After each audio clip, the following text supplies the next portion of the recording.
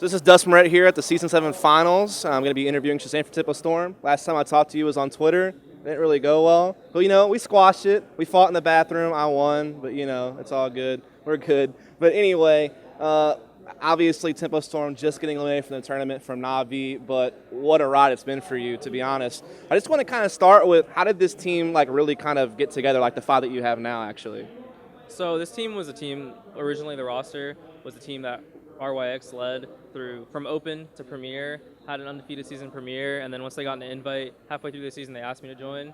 And through there, we had a bit of a hurdle through the ESA invite season. And so the roster changed quite a bit. And just 2 weeks ago, we added Tim Ta, automatic. And so it's been just a 2-week-old team and really hard grind to practice. Right, so obviously coming into this LAN event, I think you had only played one best of 3 officially online, so you had very limited experience together. How do you get past that hurdle that you mentioned to be able to put on a good performance at an event like this against top competition? Honestly, coming in with confidence, a lot of prepping, a lot of hard work, and seriously, it was a hurdle. At first when we played LG, we had to really learn how to close matches out because that was a problem. And in that BO3, we really got comfortable and learned that because I feel like we lost it during Virtus Pro as well.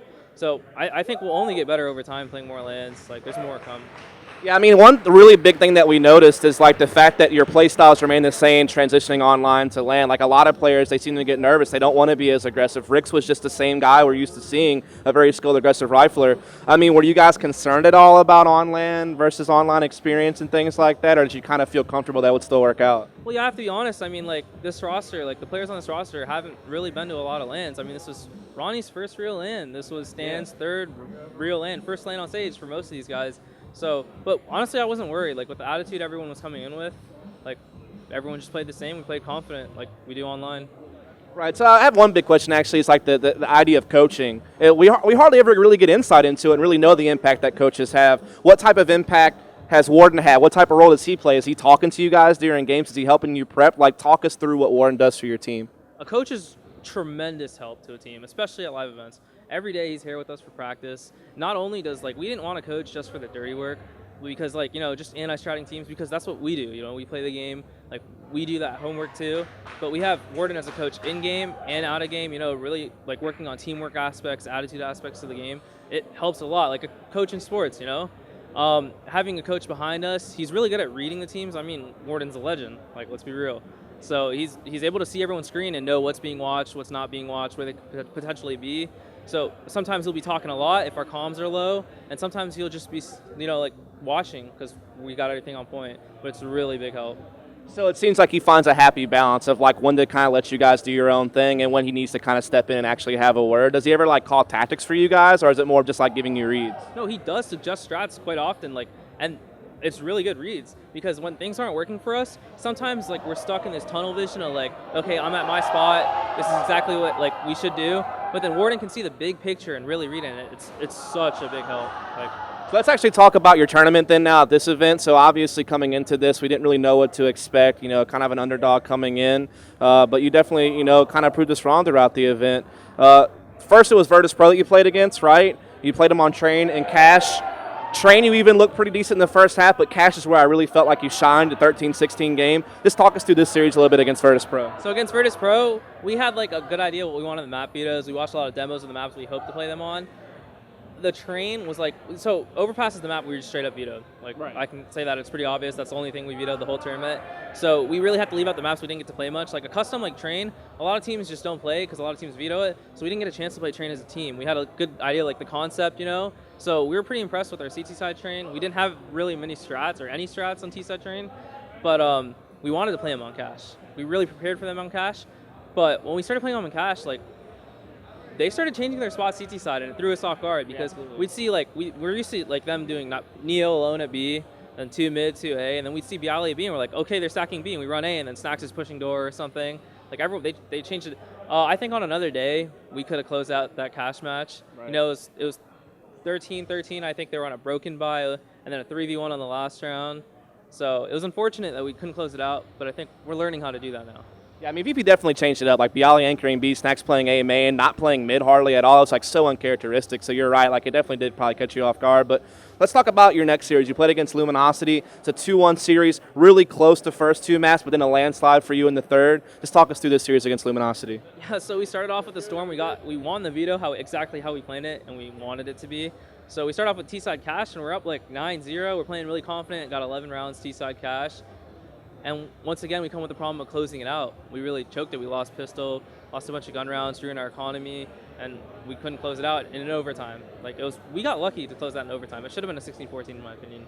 We won a broken bye, but then we were down second map on Dust 2, like 12-5 at one point, and it was really bad. And things were looking grim. But we just started taking it round by round. That's seriously something I've been really impressed with everyone on this team. It's just resetting every round, playing the game round by round, and just going through the motions, and we brought it back, Tin Taw with that 3v1 clutch on Dust 2. We wouldn't have won that match without that. Like, some people came up really big in rounds, and that contributed a lot. And then the last map, we felt really confident on Cobble. I believe we played them before on Cobble, and we were just full confidence. I know they were a bit tilted maybe after that, like not being able to close out that Dust 2. So overall, I'm happy we got to close it out, but a little disappointed about that first map. Yeah, I mean, you and Rick's particularly on Dust 2 like really turned things around from having a tough CD to coming out in T. And this is like a mental composure thing we noticed, especially against this Navi series. Like, especially when Inferno went as long as it did, and you're still able to keep mentally checked into the game and close it out. That was crazy. Maybe just talk to us a little bit about this Inferno game, like your big map win against a big team. Dude, the Inferno game, like, we came in T-side. Like, Inferno was our map pick. We've played Inferno quite a bit. We've got a good, like, amount of strats for it, and we had a general idea how Navi played it. So we came in as a Storm, like we're really doing well T-side. We were, I don't remember exactly the scores, but I think it was 8-7 half. CT side, a little off guard again. Like, it's an economy game. So Inferno is just an economy game. The team that has the better economy usually wins their rounds, just because of the choke points. They're constantly blocked off by nades. But once it got into overtime, it was such an intense game. Like, it became a game of composure. Who could really stay in it and just not get exhausted? And, like, we stuck it through and closed it out, and that's where we got over that hurdle. Like, right. Let's talk about, we kind of skipped over Mirage. I'll go back to it real quick. I mean, they're such a good Mirage team. They innovate stuff on Mirage. And, I mean, how were you able to counter some ball and make it such a close game, do you think? I don't even know. Like, we played Mirage a lot as a team. We were pretty confident in our T side. They were giving us a lot of respect on our T-side Mirage. Like, we would do our default and get mid control, and a lot of teams, especially American teams we play against, we've never played against European teams as a team, but they would retake mid. If we contested it, they would fight us at mid. Navi gave us full mid control. We'd get a guy in ladder room, we'd get a guy in connector, and once you have mid control and two people there, you control all the rotations on the map, so we just group up and hit stuff, I don't think we blew that away. I think they read what we were doing very well at the end there and really outplayed us. But on another day, maybe we could have come up big if someone won like a 1v1 that happened, because there were quite a few close rounds. Yeah, absolutely. It seemed like y'all had like a tendency to be really aggressive on CT side throughout the tournament, and that seemed to kind of catch Navi off guard as well. But then we transition over to the final map that's going to be Cobble. Obviously, you had the win really big against Luminosity, but this is a different beast than Navi, right? A top 3 team in the world. What do you think kind of went wrong for you on Cobble? Why you weren't able to like maybe get the shocker and eliminate Navi? They were really abusing our A setup at CT side, which was something like our A setup we're really confident with against American teams, but they just knew how to pick us apart. And it wasn't until later in the half where we came back. I think we were down 7-1 and brought it back to like an 8-7 on them. And we changed up our A setup. We had an early rotated A. We started reading them late in their half, but if we might have known that before, we could have had a better CT half. Our T side, like against American teams, we're really good at just like rushing sites, rushing B especially. But I don't know if they watched our Luminosity match where we really literally just rushed B every round, but they stopped that. And maybe we should have played a little bit slower, played their game more than just pushing our game onto them. But, we learned. Like, we'll learn from it. So, I mean, overall, like, from an outside perspective, I feel like you should be proud. Like, the amount of accomplishments you had this event, like your first event, to be able to do what you did. How does the team feel about it? Like, what's the team environment coming out of this event? So, I mean, the team is pretty proud about the results. I mean, why wouldn't be? Like, we came with a lot to prove. I think we made it respectable. We are disappointed about not closing out Cobble because we think we could have had it. Like, we really could have. I mean, we were exhausted after that overtime match, and it also became. But no, we're definitely not disappointed, and we just got to look forward to ESL qualifiers next week. Yeah, so talk to me a little bit about that. That's like obviously the next thing you have on your radar is like qualifying, and obviously if you do, then you'll go to the next major. How do you feel about going into it? Like, how do you feel going in? What are your preparations going to be? Kind of talk about that a little bit. I mean, as soon as we get home, we're going to get back to practicing. But actually, we're really confident with our group. We have Cloud9 and Liquid in our group, which are considered like the two better teams. But we also have Noble, which I mean, I'm not going to be mean, but we consider it like a more of a free one in our group compared to the other group where any team could beat any team. The thing about the groups is best of ones. So, everyone can upset teams in a best of one. And then after that, you play best of three you play one best of three and you're in, So we're really confident going into the qualifiers, especially since how we played right here. We hope for top two. We will get top two. Well, job well done, ShahZaM. What can I say? Congrats. I mean, you played together as a unit, and that's kind of one thing I wanted to ask. There's no clear star on your team. It seemed like the frag distribution was really tight all the way through the tournament. I mean, what are your thoughts on that? I think we have a lot of fragging power on this team. A lot of people that can get out of sticky situations just because of their skill, and that really helps a lot. And we make them into role players. They're fraggers, and they're also pretty good role players.